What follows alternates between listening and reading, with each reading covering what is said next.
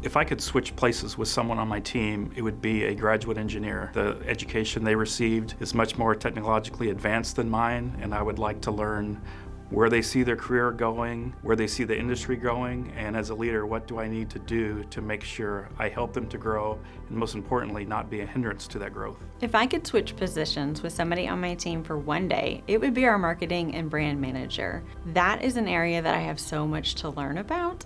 I love storytelling, but I often really underappreciate and estimate the amount of time, energy, and creativity that goes into the graphic design elements and the overall marketing piece. So I think I could learn a lot and then maybe be a better support to that department moving forward. I think I would really want to become one of our mission-based participants to see what our experience is from their perspective being recently resettled in the St. Louis community. That ability to switch and have that lens of perspective I think would be really helpful. The lead man in the prototype shop, to spend the day actually building products, to be hands-on, and I think that would help me to be more understanding of the manufacturing process. If I could switch positions with someone on my team, I think it would be my client. I consider my clients part of the team, and when we're working with them, we're trying to get them the best possible outcomes. The reason why I would want to switch with my client is because I would like to see all of the internal pressures that they're facing. I think all of that would help me to understand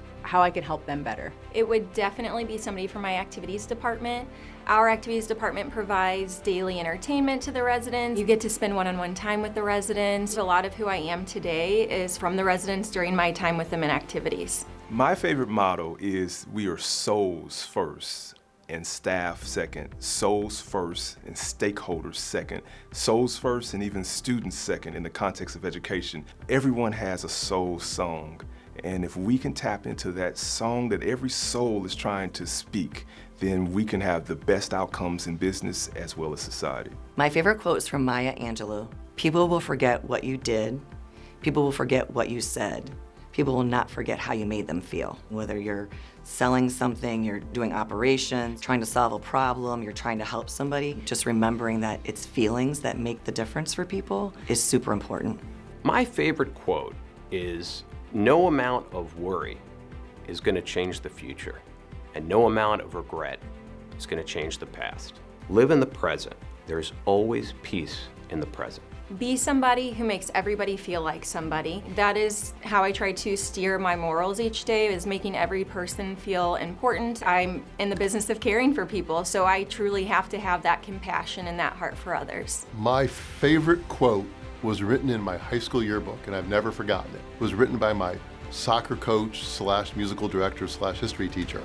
And he wrote, "As long as you're green, you'll always grow." Understanding that we don't have all the answers and that we need to really listen and learn and grow with it has been a path for success. My favorite quote is something that one of my family members used to share with me all the time. Don't tell me that the sky is the limit when there were footprints on the moon. What he meant from that is nothing is impossible, and I truly believe in that, especially when we as a community are collaborating together to take care of one another. My favorite quote is, "If you're going to be a bear, be a grizzly." And I take that as, if you're going to do something, do it all the way. Don't limp into it, don't be tentative, but approach it with a fierceness and tenacity and get the job done. The most valuable player on the field is the player that makes the most players valuable.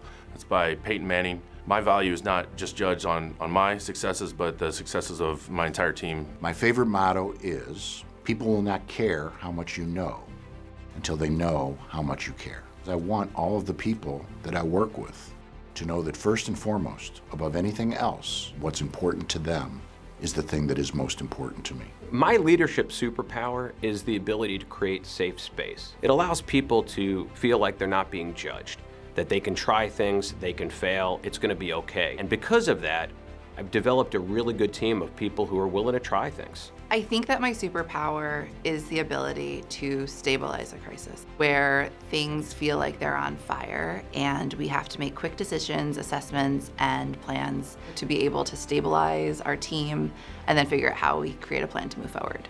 It's humility. In my role as the CEO, I know a little bit about a lot of things and enough to be dangerous. So I need subject matter experts to make sure that the services that we provide are holistic and meet the needs of the community. Empathy. I like to put myself in the shoes of the people that I work with so that I can understand if there's things going on in their lives and how we can make it better. Connectedness. I really believe that there are no accidents, there are no coincidences. I think everything happens and it's sort of a roadmap to get you to the next place. I try to learn people's names. I feel like that is so important. It makes them feel special that I've taken the time out to learn who they are so that when they come to conference or they come to a trip, when they come up to me, I will know their name. My leadership superpower is being able to stay calm under pressure, and I think that works incredibly well for our organization. My team then mirrors my behavior and staying calm, and that's when the magic really starts to happen and we can solve complicated problems. My leadership superpower is what I call S to the third power, and that is I see you, I support you, and I help people to be sufficient. Everyone in this world wants to be seen, supported, and sufficient. If you can't do it individually, then I know together we can. As a Titan, there's no way that I won't continue to grow. The St. Louis innovation economy is blossoming, it's exploding. And the only way to manage that and orchestrate it to ensure that we reach our potential, I have to continue to grow. As a Titan, I will continue to grow by being a lifelong learner. This group, you can learn so much, even though you're not in the same industry. There's something that you can take and apply it to your company. To continue to grow in the way that I am, I have to be really mindful of how I'm using my time, my energy, and my resources. For most of us, we can't get stuck in the weeds playing checkers. We have to figure out how to be chess masters. When you have the right team in place, that gets a lot easier. Growth in any business is dependent upon intellect and experience. As a Titan, I hope to learn everything possible from my fellow Titans, their experiences, their philosophies, their ideas, and the ways in which they've grown their companies. I will continue to grow as a Titan by focusing on being a servant leader. There's a difference between being a leader and a servant leader.